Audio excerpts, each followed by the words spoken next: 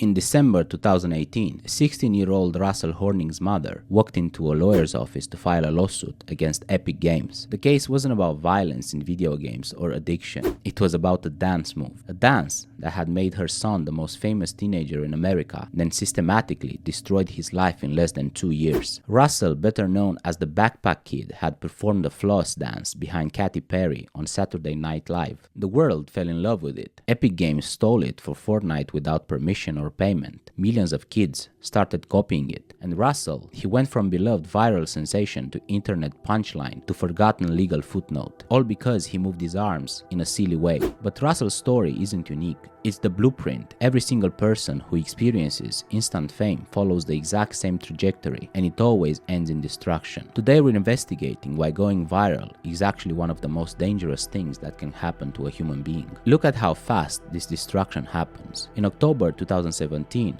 Russell does the floss dance behind Katy Perry on Saturday Night Live. Within hours, the video is everywhere. By December 2018, he's suing video game companies for using his dance. By 2024, he's worth about $3 million, but nobody cares about him anymore, and he's considered washed up at 23. The whole arc from fame to peak, decline, desperation happened faster than most people change jobs. Most celebrities, actors, musicians, athletes spend years getting good at something, building fans slowly, learning how to handle attention bit by bit. Even when they explode into fame, there's usually some real skill underneath. If we talk about instant fame, there's nothing underneath. It's pure whiplash. Russell's own words capture what happens perfectly. When asked about the Fortnite lawsuit, he said, I'm kind of just a kid having fun in life. I'm just letting the adults do all the busy work. I don't really know the law like that, so I can't really say if they're like taking advantage of me or anything like that. A 16-year-old kid shouldn't need management to deal with lawsuits over a dance he made up for fun. But instant fame had already turned him from a kid doing silly dances into a brand that needed professional handlers.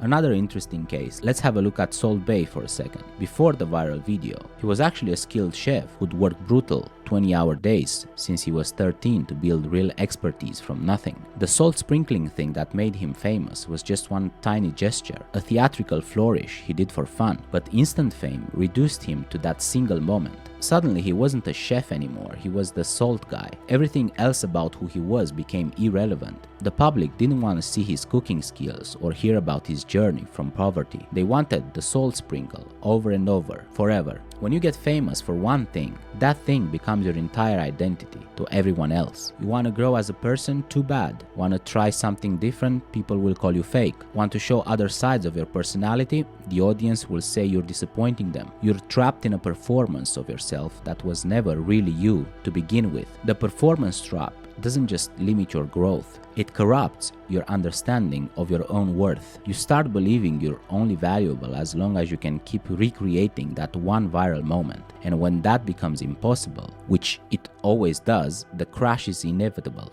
Salt Bae's money situation tells the whole story. His London restaurant made £13.6 million in 2022. By 2023, it crashed to 9.3 million. That's a 4.3 million drop in 1 year. The place that used to charge £680 for a steak was literally turning off the heating to save money. What happened to Salt Bae? He tried building an empire around a 15-second video. Instead of staying in his lane as a skilled chef, he became a global brand based on pure novelty. But novelty expires. The same people who loved the original video got bored with the repetition. The performances became more forced, more desperate. When he inappropriately grabbed the World Cup trophy in December 2022, harassing players, making their moment about him, the whole thing collapsed. Suddenly, Salt Bae wasn't cool or mysterious, he was just cringe, a try-hard who'd overstayed his welcome. Business Insider interviewed former employees in 2023, and the stories were insane. The workplace was ruled by fear, with Salt Bae firing people just because he didn't like their shirt. One ex-manager said he'd turned into someone with a godlike complex. Once viral fame fades, something predictable and heartbreaking happens.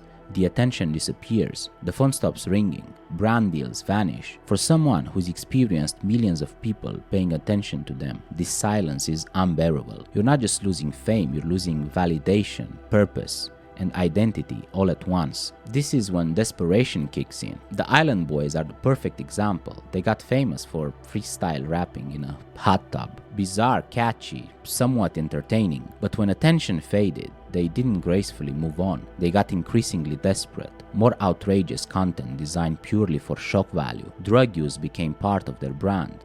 Legal troubles piled up. They were performing their own destruction for an audience that wasn't really watching anymore. None of this happens in a vacuum. These destructive cycles are literally built into how social media platforms work. The algorithms are designed to find content that generates engagement, and nothing generates engagement like controversy, chaos, and spectacle. So when someone goes viral, the system immediately starts pushing them towards increasingly extreme content to maintain that engagement. Take Hailey Welch, the hawk Tuah girl. She had a brief moment of viral fame from a street interview where her response made people laugh.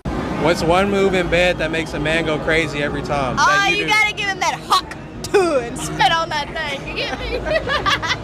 Rather than letting that moment exist as what it was, a funny clip that brought joy, the machine kicked in. Podcasts, merchandise, brand partnerships, and finally a cryptocurrency that she marketed to her fans as an investment opportunity. When that crypto collapsed within hours and people lost their money, she simply vanished. No accountability, no explanation, no acknowledgement of the harm. It's the logical endpoint of a system that teaches people their only value is their ability to extract attention and convert it into money, regardless of who gets hurt. The platforms enable this by giving her the reach to pull off the scam. The fans enabled it by treating a viral moment as qualification for financial advice, and she enabled it by prioritizing profit over the people who made her famous. What's really troubling, this exact cycle will happen again next week with someone else. Same pattern, same predictable outcome, same devastating results. The obsession with instant fame isn't just revealing something disturbing about the people who chase it.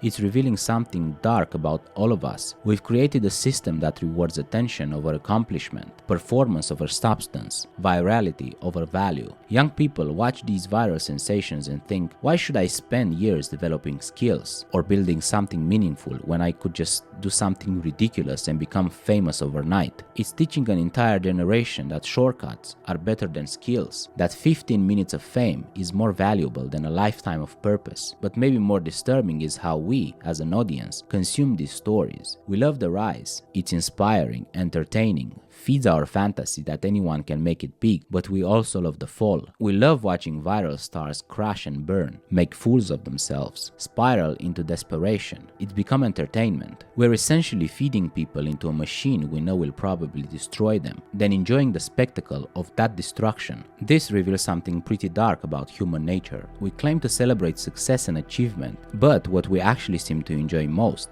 is watching people fail spectacularly and publicly. Instant fame is dangerous because it's fundamentally incompatible with how human psychology actually works. Fame without foundation creates identity without substance. Most importantly, instant fame teaches all the wrong lessons about value, worth, and success. It tells people that shortcuts are better than skill development, that performance is better than authenticity, that viral moments are more valuable than genuine accomplishment. Most of these viral sensations had qualities that could have led to genuine sustainable success. Salt Bae was actually a skilled chef. The Backpack Kid had natural rhythm. Even the Island Boys had charisma that could have been channeled productively. But instant fame short-circuited their development. Instead of building on their natural abilities, they got trapped trying to recreate a single moment that was never meant to define their entire existence. The real danger isn't that instant fame is difficult to handle, is that it prevents people from becoming who they actually could be. It turns potential into performance, growth into gimmicks, and human beings into content. In a culture obsessed with going viral, maybe the most radical thing you can do is focus on going deep instead, building skills slowly, developing authentic relationships, creating value that lasts longer than a trending topic. Because while everyone else is chasing their 15 minutes of fame, you could be building something that lasts 15 years. I think you should choose wisely, because instant fame might give you everything you think you want, but it will cost you everything you actually need.